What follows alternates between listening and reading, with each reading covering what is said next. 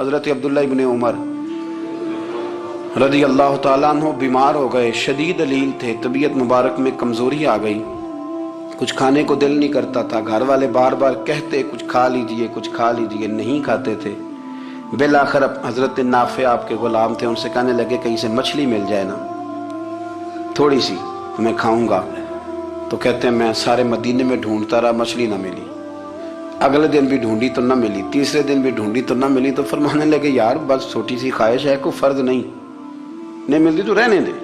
کہتے ہیں چوتھے دن مچھلی مل گئی، میں 1.5 دینار کی مچھلی لایا، لا کے حضرت عبداللہ ابن عمر رضی اللہ تعالیٰ عنہ کے سامنے جو مچھلی رکھی تو آپ نے لقمہ روٹی کا توڑا تھا، مچھلی کو لگانے لگے کہ دروازے پہ فقیر نے آ کے آواز دی کچھ کھانے کو دو، تو حضرت عبداللہ ابن عمر نے روک لیا اور ہنسے۔ کئی دفعہ دے ہم بھی دیتے ہیں پر ہمارا چہرہ دیکھنے والا ہوتا ہے، اتنے ہم غصے میں ہوتے ہیں، دے دیتے ہیں، لیکن جو چھلوٹیں ہوتی ہیں نا چہرے والی وہ گنی نہیں جاتی۔ ہنسے، فرمایا دیکھو میرا اللہ کتنا کریم ہے، وہ مجھے بچانا چاہتا ہے، اٹھا بار دیا جا کے۔ تو خادم اب حکم کا پابند تھا، وہ لے تو اللہ تو کر نہیں سکتا تھا، وہ گیا اور جا کے دے آیا۔ فقیر جب سارے محلے سے آٹا اکٹھا کر لیتے ہیں تو پھر ایک جگہ جا کے بیچتے بھی ہیں۔ دے آیا، وہ 2 گلیاں آگے گزرا تو میں پیچھے دوڑا گیا، میں نے کہا سچ بتا کھانی ہے کہ بیچنی ہے؟ وہ کہنے لگا جو بھی سبب لگ جائے کر جاؤں گا، آپ نے دے جو دی ہے۔ تو کہتے ہیں میں نے اسے کہا کہ یہ 1.5 دینار کی میں نے خریدی تھی، اگر تو 2 دینار کی مجھے بیچ دے تو آج کل مچھلی مدینے میں مل نہیں رہی، تو میں اپنے آقا کو دے دوں گا، وہ یہی کھائیں گے، بیمار ہیں۔ تو کہنے لگا جی بسم اللہ، مجھے کیا اعتراض ہے، 2 دینار مل رہے ہیں، 1.5 کی مچھلی، اور 1.5 کی بھی کسی نے نہیں خریدنی تھی، اب تو پک گئی۔ فرماتے میں نے 2 دینار اس کو تھمائے، وہ مچھلی اس سے خریدی اور خرید کر کے میں لا کے حضرت عبداللہ ابن عمر کے سامنے دوبارہ رکھی، تو فرمایا یہ کیسے آ گئی؟ میں نے کہا حضور 1.5 کی خریدی تھی اور پھر فقیر کو دے دی، اب اسی سے میں 2 دینار کی خرید کے لایا ہوں، آپ قبول فرمائیں۔ تو فرمانے لگے تم نے اچھا نہیں کیا، اب اس طرح کرو 2 دینار بھی اسے دے اور مچھلی بھی واپس دے آؤ۔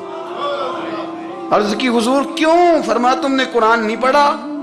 حضور پڑھا ہے، فرمایا رب فرماتا ہے لن تنالوا البر حتی تنفقوا مما تحبون، تم بھلائی کو اس وقت پہنچو گے جب اپنی پیاری چیز راہ خدا میں خرچ کرو گے۔ امام غزالی نے لکھا ہے، فرمانے لگے دیا، تو وہ حضرت نافع کہتے ہیں میں دینے گیا، دے کے واپس آیا تو کچھ پریشان تھا کیونکہ مجھے بھی 4 دن ہو گئے تھے نا تلاش کرتے، تھوڑی طبیعت میں مایوسی تھی کہ اتنی محنت سے میں نے لایا اور آپ نے واپس کر دی۔ تو حضرت عبداللہ ابن عمر نے مجھے قریب بٹھایا، پھر مجھے تھپکی دی، فرمانے لگے پتر میں نے ویسے بھی کبھی جھوٹ نہیں بولا اور آج کل تو میں ویسے ہی بیمار ہوں، ٹائم ہی نہیں، وقت ہی نہیں، موقع ہی نہیں جھوٹ بولنے کا، میں تجھے سچ بتاؤں مجھے مچھلی کھا کے اتنا سکون نہیں ہونا تھا جتنی اللہ کے راستے میں خیرات کھا کے مجھے سکون ہوا۔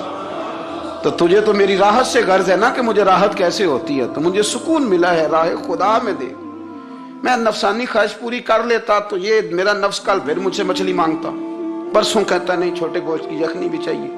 ہم لوگ الجھ گئے ہیں، بہت بڑے قیدی ہیں اپنے آپ کے، بڑے قیدی ہیں، سارا دن اپنی خواہشات کی تکمیل میں بھاگے رہتے ہیں، بڑے بڑے سونے نوجوان، میں ان پہ تنقید نہیں کرتا، مجھے ان پہ ترس آتا ہے، جب میں رات کے اندھیروں میں انہیں ٹیلی فون لے کے چوکوں میں کھڑے دیکھتا ہوں تو مجھے رحم آتا ہے، میں کہتا ہوں دیکھو نفس کی خواہش کے پیچھے یہ کیا مثلا آخر کیا ہے اس میں، ایک عورت کے پیچھے تباہ کر لیا اپنے آپ کو، یعنی زیادہ سے یہ کوئی مقصود ہے، یہ کوئی مقصد حیات ہے جس کو مقصد بنا لیا ہے؟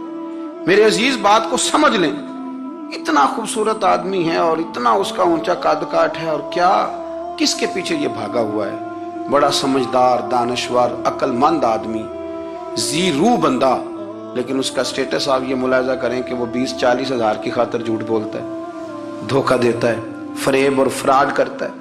ہم اپنی نفسانی خواہشات کے پیچھے اس طرح بھاگتے ہیں کہ ہم اصل سے رہ جاتے ہیں۔ میری باتوں کی سمجھ آ رہی ہے آپ حضرات؟ تھوڑا تھوڑا کر کے، ایک ایک کر کے ان کی باتیں کم مانیں۔ وہ ضروری تو نہیں نا کہ سویرے ناشتہ بازار سے اپنی مرضی کا تگڑا کیا ہے، بازار سے لا کے پوڑیاں چنے بہترین کھائے، اور پوڑیاں چنے ابھی کھائے نہیں، شاپر میں ڈالے ہوئے ہیں، اور وہ لے کے ابھی آ رہا ہے تو ساتھ ہی رستے سے गोश्त भी छोटा अच्छा लगा तो 2 किलो वो भी ले आया कि पूड़ियाँ चने खाऊंगा और दोपहर के लिए गोश्त पकाऊंगा। वो पहले ये तो खा ले साहब, इससे तो निजात पा ले। ये पता नहीं हजम होता है कि कुछ और करता है तेरे साथ, लेकिन वो गोश्त भी साथ ले आया। यानी टेबल पे, नाश्ते के टेबल पर बैठ के फैसला हो रहा होता है कि हमने क्या खाना है, हमने किधर जाना है। संगियो याद रखो, बातों को समझो और गौर करो। ये थोड़ा थोड़ा करके जब हम छुटकारा हासिल करने की कोशिश करेंगे ना, छुटकारा हासिल करने की, कई जगह से, किसी जगह से अगर आपको तंबी होती है ना, तंबी, उसमें भी बड़ा मजा आता है। उसमें बड़ा, हमारे एक बुजुर्ग थे, तो एक दिन ना मैं गया तो कहने लगे अल्हम्दुलिल्लाह आज मैं बड़े सुकून में हूँ। मैंने कहा जी वो क्या हुआ? कहने लगे मैं अपने आप को बड़ा पीर साहब समझने लग गया था। तो एक वापडा के किसी आदमी से काम था, तो मेरे एक दोस्त ने मुझे कहा कि पीर साहब उसको टेलीफोन कर दें, सुना है आपका अकीदतमंद है। मैंने उस बंदे को टेलीफोन किया तो कहता पीर साहब मैं इज्जत आपकी बड़ी करता हूँ पर यह काम नहीं हो सकता। कहते जब उसने मुझे कहा ना तो कुछ भी नहीं, तो मुझे बड़ा मजा आया, वरना मेरा तो नफ्स फूल गया था। मैं तो समझता था कि जो मैं कहता हूँ वैसे ही हो जाता है। कहते उसने थोड़ा सा ना मुझे लेवल में किया है, मुझे मजा आया। ये लोग ना अपने ऊपर बोझ डालते थे, ये थोड़ा थोड़ा पीछे हटते थे, ये समझते थे कि इस तरह तो हमारी तकमील रह जाएगी। सुबह से शाम तक अगर इसी नफ्स की बातें मानते रहेंगे तो खराबी करेगा।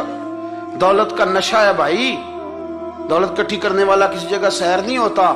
हुस्न का नशा है, हुस्न का नशा है। हजरत अबू बकर शिबली रहमतुल्लाह अलैह फरमाया करते थे जो तेरी बेटी को खूबसूरत समझ के उसके साथ निकाह करना चाहे उसे बेटी ना देना। हजरत जी क्यों? फरमाया हुस्न तो थोड़े दिन के बाद खत्म हो जाएगा, फिर वो इसकी कदर नहीं करेगा, वो तो कहीं और मुंह मारता फिरेगा। हज़रत अबू बकर शिबली रहमतुल्लाह ताला अलैह की बेटी खूबसूरत थी। एक नौजवान कहने लगा मेरा निकाह कर दें। आप फरमाने लगे पुत्र तो 1 महीने के बाद आना, कर दूंगा। बड़ी मोटी ताजी खूबसूरत साहिबजादी। तो हजरत ने उसे दवाई खिलाई, उसे पखाने लग गए। जो पखाना करती एक मटके में संभाल देते। थोड़ा वक्त गुजरा तो वो हड्डियों का पिंजर बन गई। महीने भर में दस्त इतने आए कि कमजोर हो गई। तो अबू बकर शिबली 1 महीने के बाद नौजवान को बुलाया, फरमाया इधर आ तेरा निकाह करूं। बच्ची दिखाई तो वो कमजोर बिस्तर पे पड़ी। फरमाया शादी कर। कहने लगा इससे नहीं मैंने करनी। फरमाया ये वही है? कहने लगा जी नहीं। फरमाया तू तो कहता था मुझे इश्क है, किधर गया तेरा इश्क? कहने लगा हजरत साहब आप कैसी बात कर रहे हैं? फरमाया इधर आ। फिर वो मटका जिसमें गंद रखा था वहां ले गए। फरमाने लगे तेरा इसके साथ इश्क था, ये है तेरा इश्क। फरमाया तो मैं 4 दिन रोटी खिलाऊंगा फिर तंदुरुस्त हो जाएगी, लेकिन मैं देखना चाहता था कि तू मेरी बेटी से प्यार करता है या उसके चेहरे पे आने वाली कुछ वक्त के लिए सुर्खी से प्यार करता है, उस लाली से प्यार करता है जो जवानी के वक्त बच्चों और बच्चियों पे आती है। किस चीज के दिल दादा? यानी क्या मतलब? नफ्स की गुलामी, सरासर गुलामी। और पलट पलट के और बड़े बड़े सियाने बंदे छोटी सी ख्वाहिश के लिए। बड़ा समझदार आदमी, बड़ा सियाना बंदा। मैं एक बड़े बुजुर्ग आलिम थे, मैं एक दफा मिलने गया तो पाए पका रहे थे, खुद पाए पका रहे थे। तो वो बड़े प्यार की बात होती है ना जी।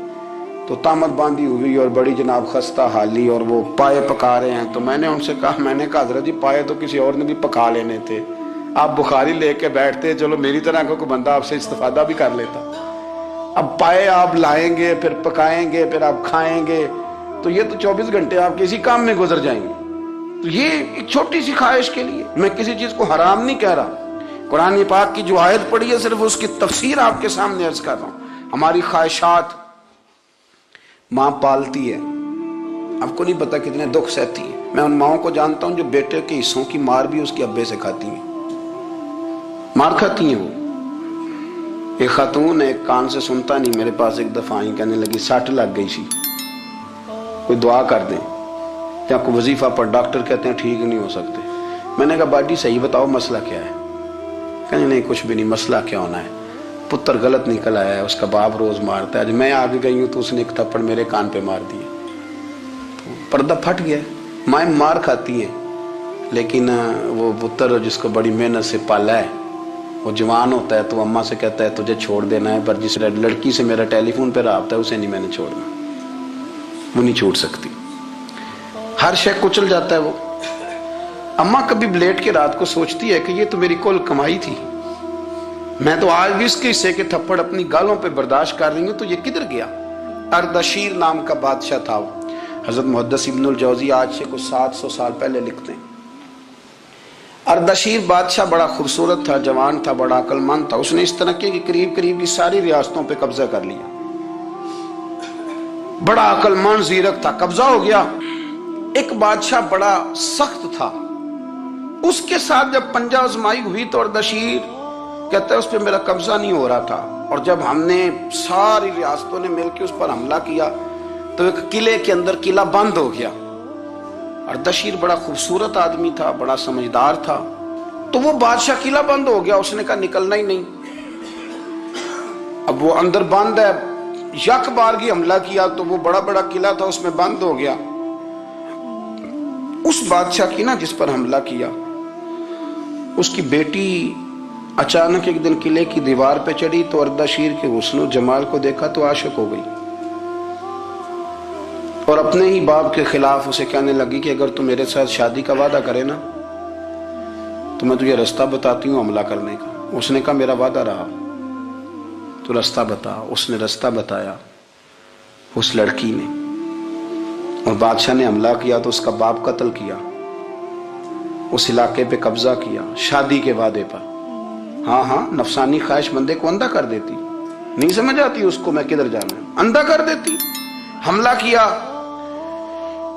اور جب اس لڑکی کو لے کے آیا نا اپنے محل میں، تو پہلے دن شادی کی پہلی رات تھی، تو بستر بچھایا کنیز نے، تو وہ کبھی کروٹ ادھر بدلتی کبھی ادھر بدلتی، تو بادشاہ کہنے لگا کیا ہے؟ کہنے لگی بستر میں کچھ ہے، مجھے تکلیف دے رہی۔ اس نے چراغ جلائے اور جب بستر اٹھایا تو ایک اتنا سا دھاگا نکلا۔